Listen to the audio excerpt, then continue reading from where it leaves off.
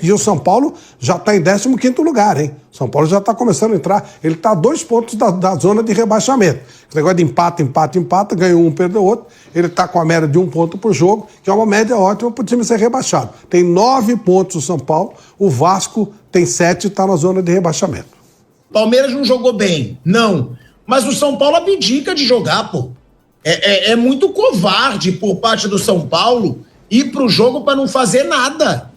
O São Paulo não teve chance nenhuma de gol. Eu concordo, foi uma atuação maravilhosa do Palmeiras? Não, mas o Felipe Anderson teve uma chance que eles uniu, o Richard Rios teve uma chance, teve o gol do Vitor Roque. O São Paulo, parece que ele vai pro jogo para sair no 0-0. Isso. Vamos pro 0-0. Não, o São Paulo ele joga de uma maneira absolutamente covarde. E o Palmeiras fica jogando de lado. O Palmeiras teve sim 1 ou 2 chances, mas nós estamos falando de São Paulo e Palmeiras, meu Deus do céu. Não pode ter 1 ou 2 chances, uma coisa muito esporádica, muito específica. O Rafael fez alguma defesa importante? Acho que não. Teve aquela bola do Estevão com a individualidade do menino, ele foi cortando e chutou a bola, passou raspando o gol, e mais nada. E a gente falou do São Paulo, né, outro dia, que o Zubeldia chegou a ser cobrado muito tempo, mas que depois tinha estabilizado, até pela boa campanha na Libertadores, né? O São Paulo, se eu não me engano, ele teve uma grande chance no jogo e poderia ter essa, que perde o domínio. Isso aí era uma outra boa chance do São Paulo, só que ali perde o domínio no ataque, só que quebrou-se hoje, o Mauro César Pereira, uma sequência de invencibilidade do São Paulo, que eu te pergunto se estava mascarando atuações abaixo, porque na Libertadores o São Paulo está muito bem, né? Venceu os 3 jogos fora de casa, algo inédito na história do São Paulo, nem o São Paulo do Tele Santana venceu 3 jogos fora de casa na Libertadores. Agora, o São Paulo tinha 7 jogos, 1 vitória e 6 empates, né? Aí nessa invencibilidade no Brasileirão. Porque no Brasileirão, quando você fala, o São Paulo estava invicto, gente, mas é uma apelação falar que o São Paulo estava invicto. Hoje a gente falou do Flamengo e eu dizia, no Brasileirão vai fazendo um bom trabalho. Na Libertadores, um vexame, um mico. O São Paulo é o contrário disso. Porque, como disse o Flávio, o São Paulo já está na 15ª colocação. Já pode entrar para uma briga contra o rebaixamento. E aí, Mauro, 1 vitória, 6 empates e agora uma derrota. É muito pouco para o São Paulo, que está bem na Libertadores, mas começa a assustar no Brasileirão, Mauro César Pereira.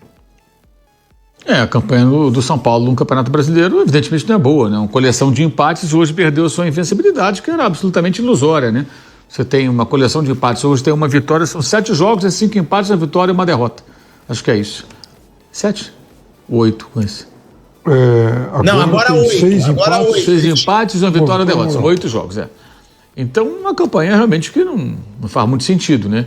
Claro que na Libertadores o time está fazendo uma campanha muito boa, a gente entende as limitações do São Paulo, mas acho que hoje, por exemplo, o que você vê é o São Paulo agarrado no 0-0. Se tiver uma chance, eu vou lá e tento um gol, mas sem um plano de jogo minimamente ousado, minimamente ambicioso. Acho que a palavra é essa. Ou seja, eu sei que o São Paulo vai ter menos a posse de bola, o Palmeiras vai jogar em cima, ter um elenco melhor, joga em casa. Mas pelo menos um plano para tentar alguma coisa, não vi muito isso não. Teve até uma outra oportunidade de finalização, no final até o Luciano deixou a bola escapar numa rara chance que o São Paulo teve, mas a postura do time não é de quem pensa em ganhar de alguma maneira. Eu acho que isso é pouco também. O São Paulo, claro, tem um time menor, mas é o São Paulo. É um clássico, é um jogo de 2 grandes rivais. É preciso ter alguma estratégia para buscar o resultado, buscar o gol, né? E me pareceu muito pouco ambicioso também o São Paulo. É uma campanha fraca que lembra, pelo menos nesse começo do campeonato, os tempos do Dorival, né? Mal no Campeonato Brasileiro e bem nas Copas. E ganhou até a Copa do Brasil naquela oportunidade e foi semifinalista da Copa Sul-Americana. Mas no Brasileiro foi uma campanha desse tipo aí. Sempre ali perto do rebaixamento, tentando escapar daquelas últimas posições, sem conseguir vencer fora de casa. E é mais ou menos o que está acontecendo agora. É só o começo do campeonato, mas achei também que o São Paulo hoje ficou aquém. A gente está falando de um São Paulo que tem a segunda melhor campanha da Libertadores. Só está atrás do Palmeiras, o São Paulo tem 10 pontos, né, em 12 disputados, por causa de um empate ridículo contra o Alianza Lima no Morumbi, que estava vencendo por 2-0 e cedeu um empate. São Paulo tem 3 vitórias fora de casa. É um feito inédito no São Paulo. Por outro lado, o São Paulo hoje está a 2 posições da zona do rebaixamento. O Botafogo, acredite se quiser, tá ali, é o primeiro fora da zona do rebaixamento, mas tem um jogo a menos. Vai jogar ainda o Botafogo. E logo depois já tem Vasco e Juventude com 7 ou São Paulo com 9. Ou seja, são 2 pontos de distância. Tá? O Botafogo está jogando agora, está vencendo o Internacional por 1-0. Tá? Agora, São Paulo o São Paulo está uma posição. São Paulo é o primeiro fora da zona de rebaixamento nesse momento. Exatamente. Com a vitória parcial do Botafogo, o São Paulo é o primeiro fora da zona. O primeiro. Ele só está a uma posição da zona do rebaixamento se o jogo do Botafogo contra o Inter terminar assim. Tá 1-0 o Botafogo agora no Internacional. A pergunta que eu faço, Flávio, você que falou e também depois pro Piperno, é para gerar preocupação do São Paulo brigar contra o rebaixamento? Cara, porque querendo ou não, a gente tá falando de São Paulo, que o elenco é caro, contratou Oscar, tem Lucas Moura, perdeu o Caleri pro resto da temporada, tá muito bem na Libertadores, mas olha que papelão no Brasileiro. Ô Pilhado, o São Paulo é um time que no mata-mata ele pode encarar qualquer adversário, ele já fez isso, né? Mas ele pode perder para qualquer um também, então, ou seja, é um time totalmente irregular. Na hora da regularidade, eu acho que o São Paulo é um time para meio de tabela. Sempre achei isso. São Paulo muito bem é 6º, 5º e muito mal 12º por aí. Só que esse ano ele está bem pior que isso. Ele andou sofrendo alguns empates. Claro, conseguiu alguns empates fora de casa, mas também teve alguns empates dentro de casa, contra o Fortaleza que estava em crise, contra o Sport que está, né, o último colocado, só tem 2 pontos. Um desses pontos foi contra o São Paulo no Morumbi.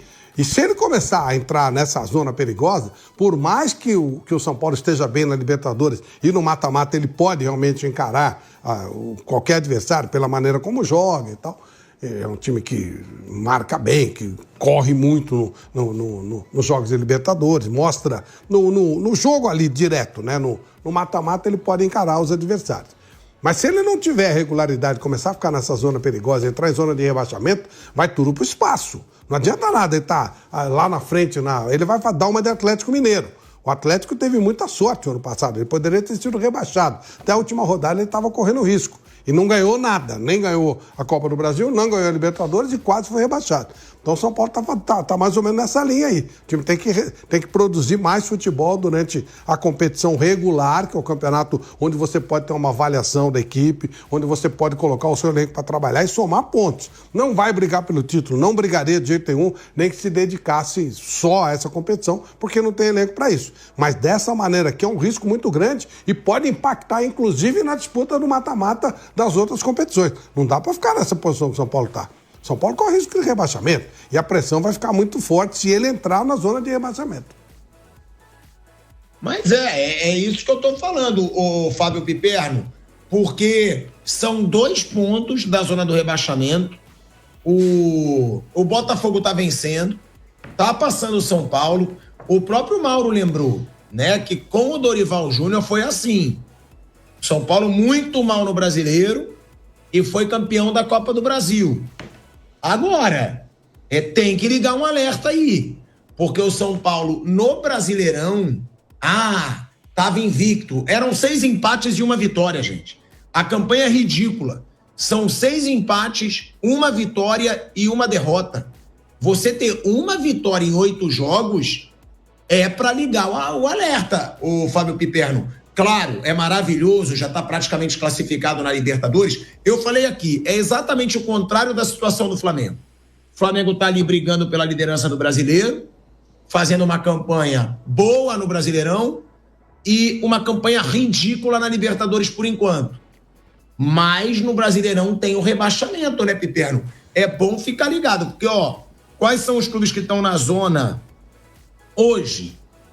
A gente tem o Sport, que está muito mal, e o Santos muito mal.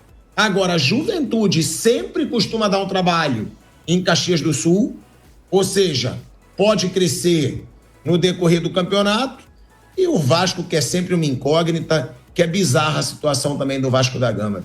São Paulo está nitidamente apostando também nas Copas.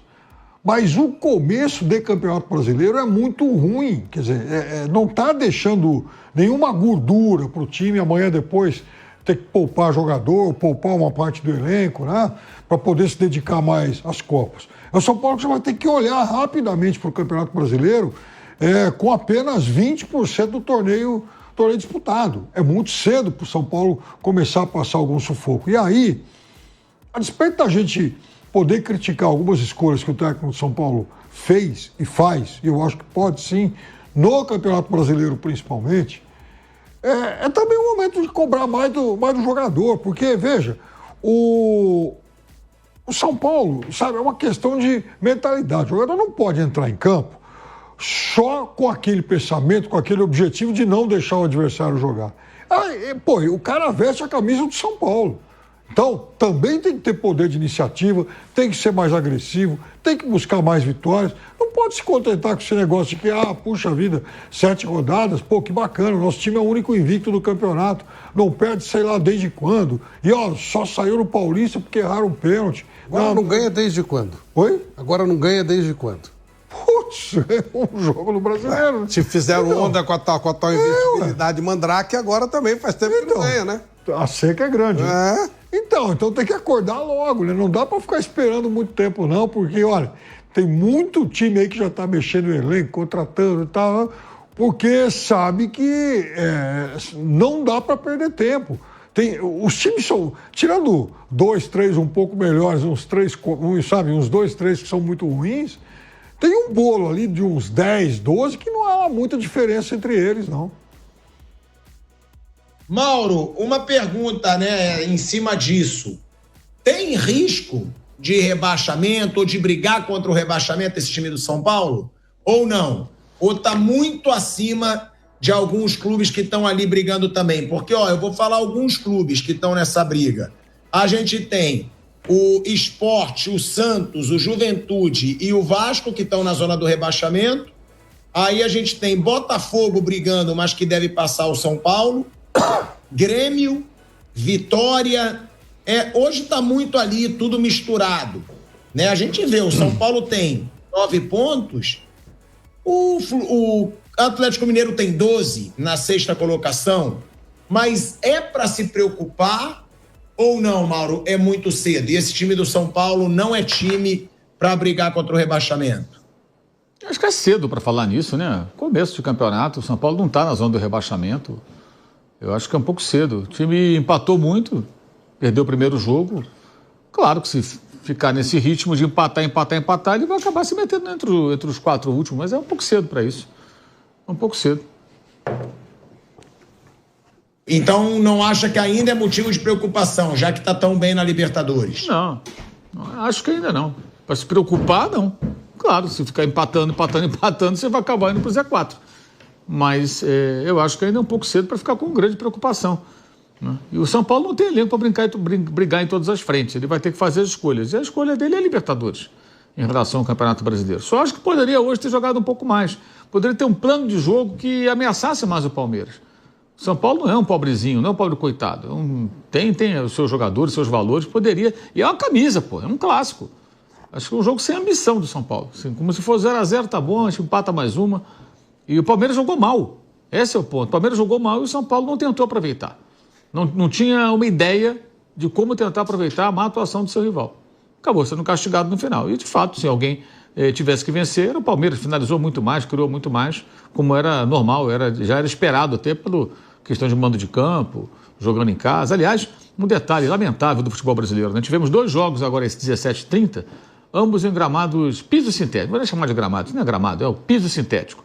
Um em Barueri e o outro em Belo Horizonte. Agora estão jogando no Rio de Janeiro, Botafogo e Inter, também num piso de mentira, né? Uma grama de mentira. É lamentável. Só no Brasil tem isso. Só no Brasil.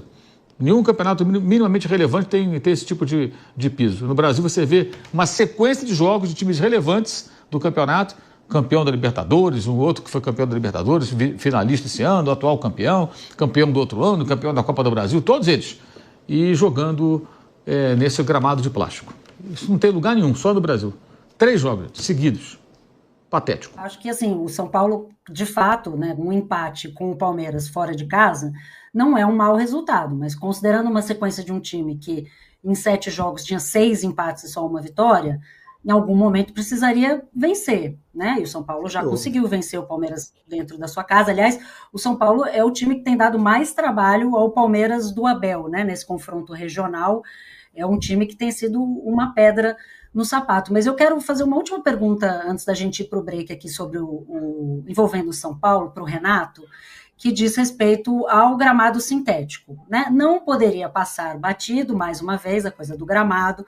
O Ferreirinha, no intervalo, deu uma entrevista dizendo, né, estou olhando o gramado, é muito diferente do que eu estou acostumado, parece desculpinha, mas não é. Né? Lembrando que o São Paulo reclama recorrentemente, culpa o gramado sintético por várias das lesões, né, pelas quais o clube passou.